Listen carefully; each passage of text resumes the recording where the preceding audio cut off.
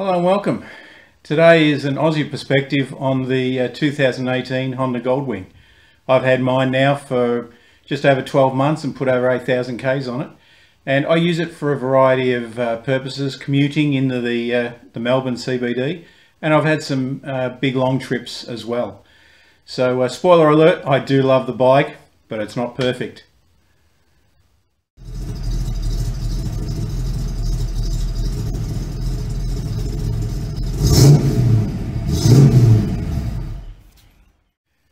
So why did I pick the particular sort of layout or version of my bike?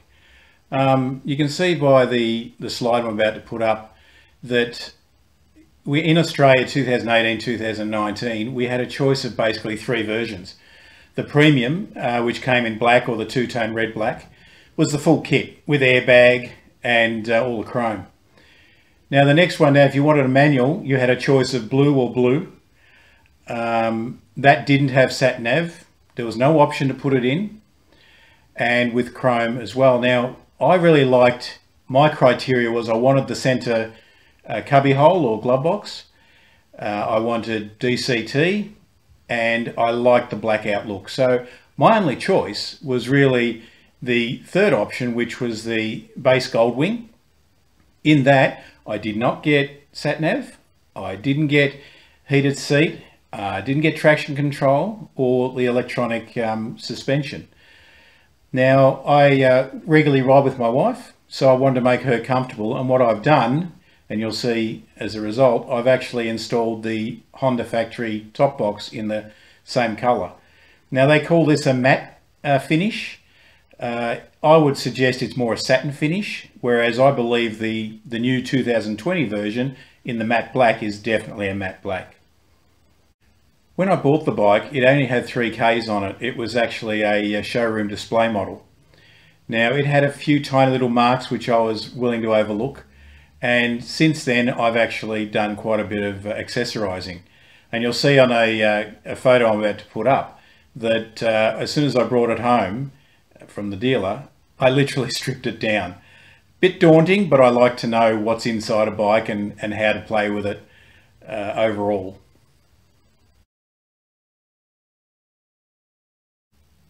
Now let's talk about the DCT. I'm not going to go through all the specs and all that kind of thing about the bike, but I will discuss the DCT. Why did I go for it? I was lucky. I had a chance to ride the manual for a week and on demo use, as well as a DCT model. I did love the DCT. Now I've been riding for 40 years and all manual bikes up until this point, and I found the DCT was a real bonus. A lot of people in the YouTube, they talk about how great it is as an idea of a large touring bike. Now to me, the argument's redundant. You put a manual in top gear or you put the DCT in top gear and you don't change gears when you're out on the highway. So DCT or manual on a highway, irrelevant argument. Where the DCT shines is around the city and the multiple areas where you're going to be going through the gears a lot. That's where it really shines. Also too, there is two ways of riding the bike, most people say. I say there's three. You have the drive or fully automatic mode, where you don't look at gears at all, you just twist the throttle and hit the brake. The next point is you switch it to manual mode and it changes at your selection on the paddle shifters. I feel there's an intermediate mode where you can keep it in automatic and still use the paddle shifters, and it's perfect. I use the paddle shifters a lot to slow down in traffic and come to a stop. I find that's a lot smoother than the actual letting the bike itself shift down. And here's the first little niggle. If you let the bike shift down itself coming to a slow stop, it tends to be very jerky. It will kick down, hold back, and then let go. Whereas I tend to sort of change down a little bit earlier, and it has that holding, gear holding or compression holding a little bit smoother as you come to a stop. So I'd suggest that there's three modes. You've got automatic, manual, and semi-automatic. Now one would say that it's like a scooter. It's nowhere like a scooter. And in actual fact, it's nowhere like your conventional automatic. With a DCT, particularly on this, is if you hit a gear with the paddle shifters, it changes instantly. There is no when the bike's ready it will change. It changes when you're ready to change. So it's very much like a manual in that respect. Now, some of my friends refer to the DCT as a dumb Charlie transmission. I don't see it that way. I think it's a damn clever transmission. It's a automatic clutch with a 7-speed manual gearbox, a geared box. I've used it in some tight twisties under a fair bit of, we'll say, quick going around corners. And in automatic mode, it has never changed when I didn't want it to, because I still use the paddle shifters to select gears. The bike tends to learn what you're doing at the time and operates accordingly. I actually find it fascinating how a lot of criticism and critics about the DCT transmission rave, on the other hand, about quick shifters.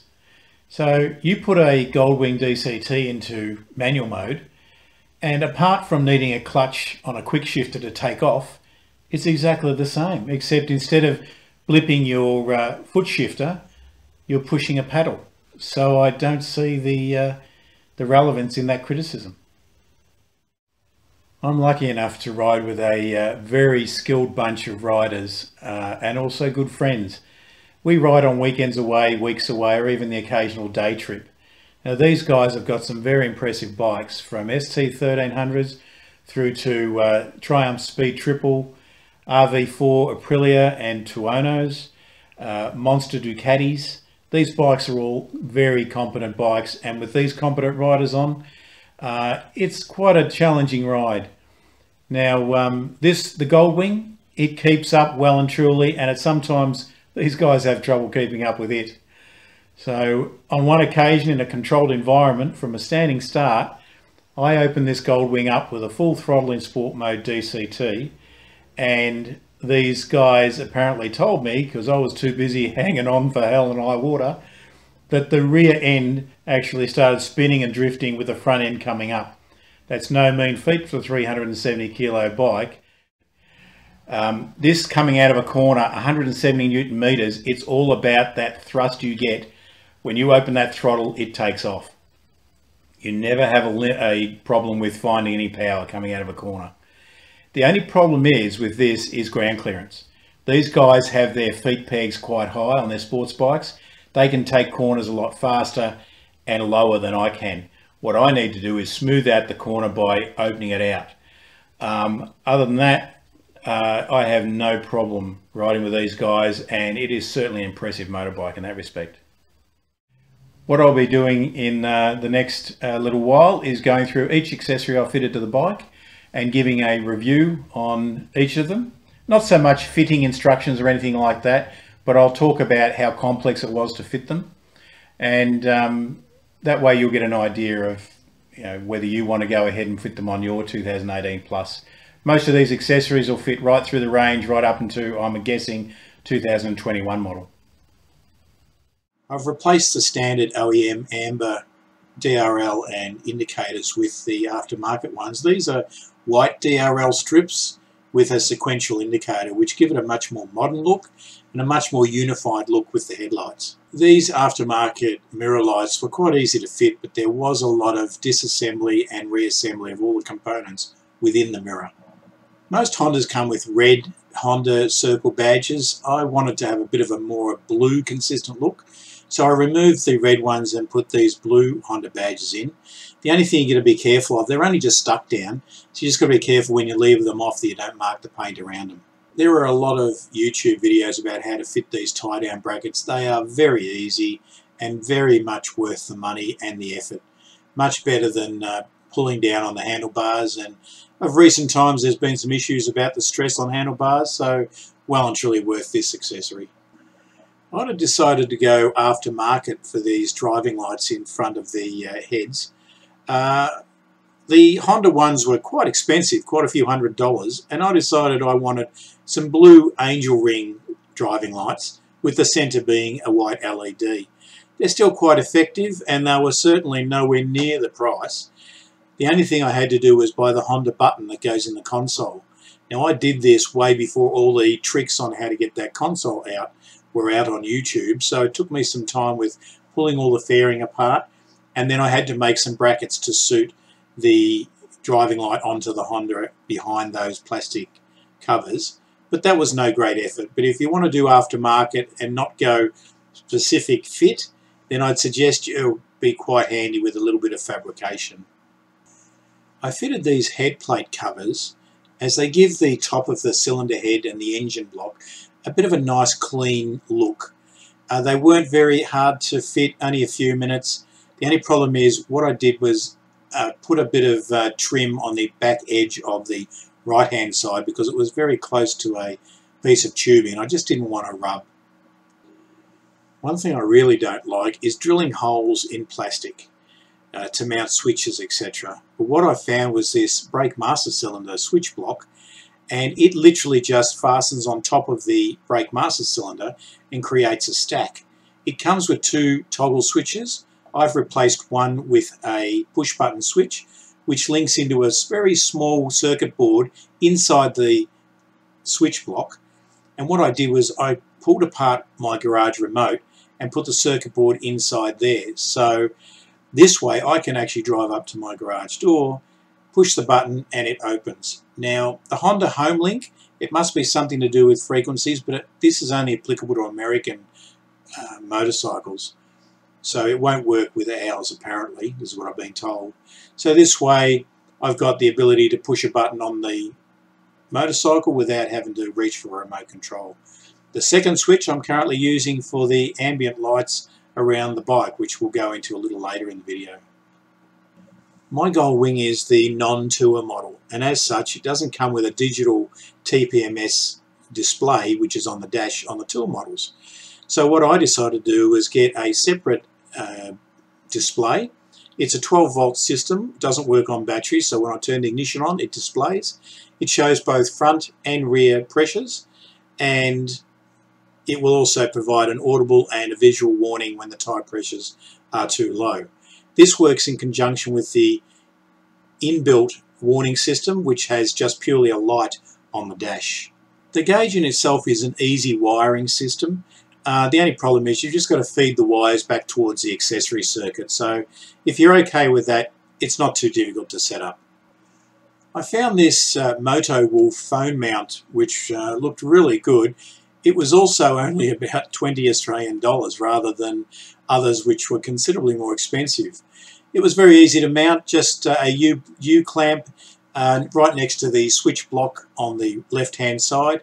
With the DCT it was very simple to mount, and in conjunction with that I have actually run a USB cable down the handlebar and into the center console where the other USB for the Apple CarPlay is sitting. It wasn't too difficult to set up. The only problem is, and using the hack to get the console up without pulling the fairing off, you have to actually get underneath the console and take the cover off the handlebars, the two screws, and that's a good way of threading the USB cable down, and a simple hole into that pouch or the center console, and you can connect or disconnect at the center console. So you can either use your phone inside that center pocket or mount it up on the phone mount. So you've got two options, and it tends to work really well, and it's highly visible. One of my more recent additions is the fitting of these mini boards, replacing the standard pegs. These make the foot position very comfortable. The only drama is you have three positions. If you mount them in the forward position, as I have here, you'll notice that when they're tilted up or they pivot, they have a very limited range. This range gets worse if you mount them in the center or the rearward position, to the point where in the rear you barely have any pivot at all. It's something to consider when you actually put them on, but they are very, very simple and a 5-minute, 10-minute job to fit. One of the more complex fitting jobs is the puddle lights. Now Honda have a standard set. It's a function within the bike, the puddle lights activating when you approach or turn off the bike, but I didn't like just the standard white lights. what I've done is I bought some aftermarket projector lamps with the embedded Goldwing logo, and I fitted them to the actual similar position to the Honda fitment. Now this involved taking a fair amount of fairing off and plugging into the Honda system. That part was okay, it's just very time consuming, and getting the position just right is quite complex. So unless you're confident doing something like this, I would suggest you go for the standard OEM puddle lights. The ride-on, ride-off stand, what can I say? My bike did not come with a stand, being the base model, a centre stand, but fitting this is a godsend. I like putting my bike on a centre stand, and this way I barely put any kind of pressure on this to get it up on the centre stand. There's a number of ways to do it, and there's videos on that on YouTube. But you jump on this bike, you have your pillion jump on the bike, all on the centre stand, literally put it into gear and ride away. It is a fantastic idea. Doesn't take very long to fit, very simple to fit. I highly recommend this. I bought these tie-down brackets to add some functionality to the tie-down ability of the back seat. Now I know there is ways you can use the standard pillion grab rails, but I thought this would be a much better idea. They are easy to fit, however, the instruction is to take the grab rails off to drill holes. I didn't do this, and I used rivet nuts to secure these down rather than a nut and bolt assembly that they use in the instructions. I haven't yet used them. I think they'll be very functional. It's not a hard fit, so you can give that a go if you're reasonably okay with drilling into a new bike. Luckily, where you're drilling is underneath the seat, so you can't see it. I fitted these extended pillion armrests because my wife would be much more comfortable using them. It is a little bit detailed in how to fit them, and there's instructions on YouTube about that. It does add a little bit more comfort, and I think they look quite nice.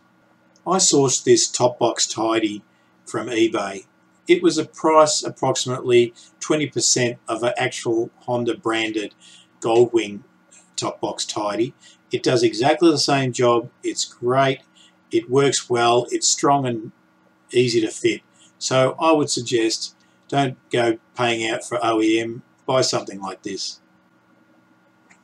There's a lot of criticism about this particular model Goldwing about the size of the luggage and having smaller capacity than the previous model.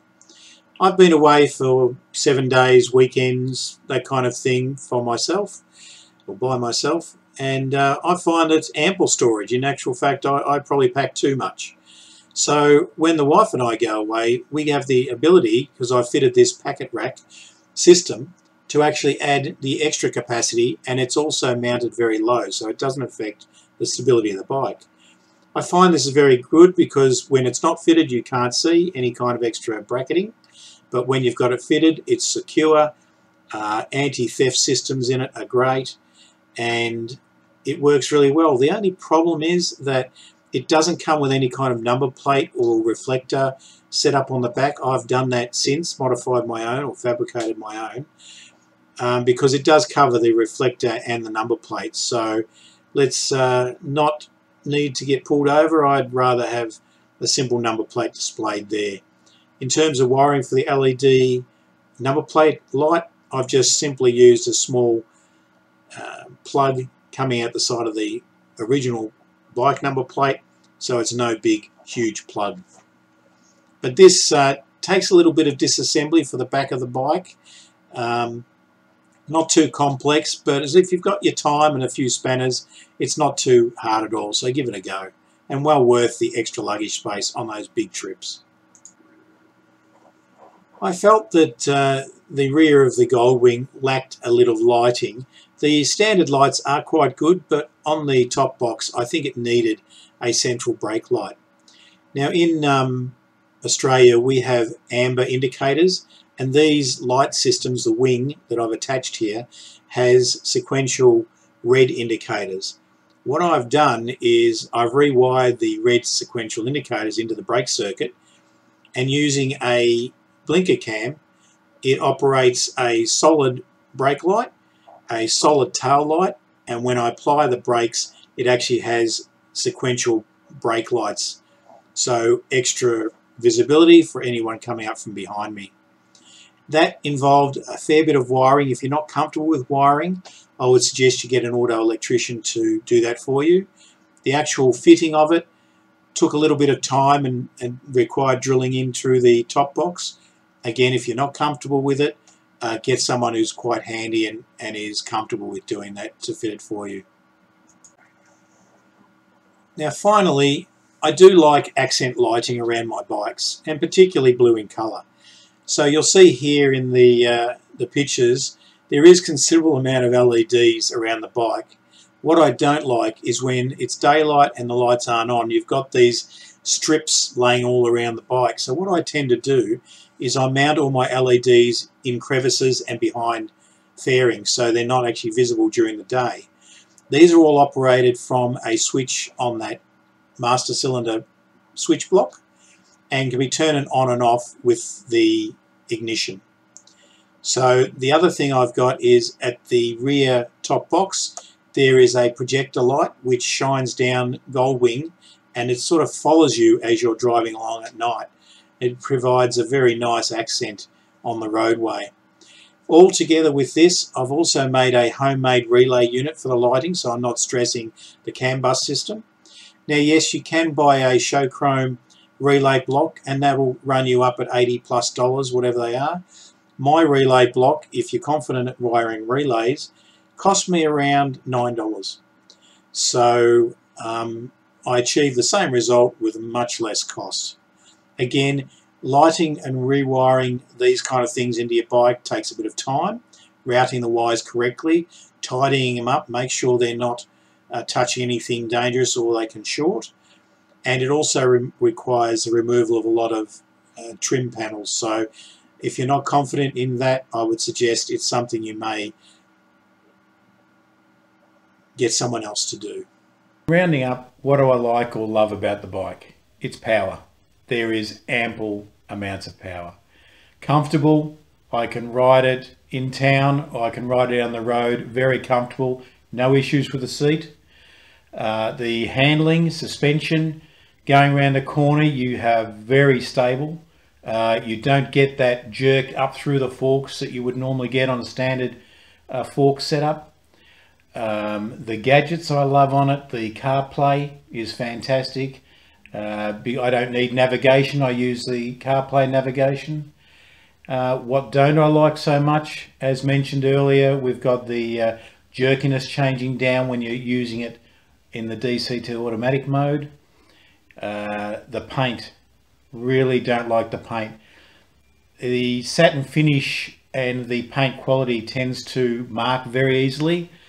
I said that there were a few marks on it when I got it. They were only small, didn't bother me. But over time, living with it, you do notice this paint does mark very easily.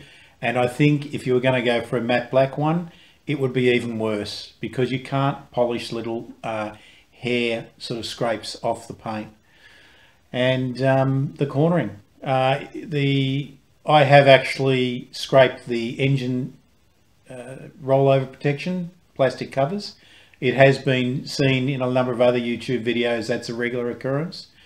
But those few things aside, this bike puts a smile on my face. And I think anyone that owns one or will buy one, it'll have the same effect. All right, thanks for watching.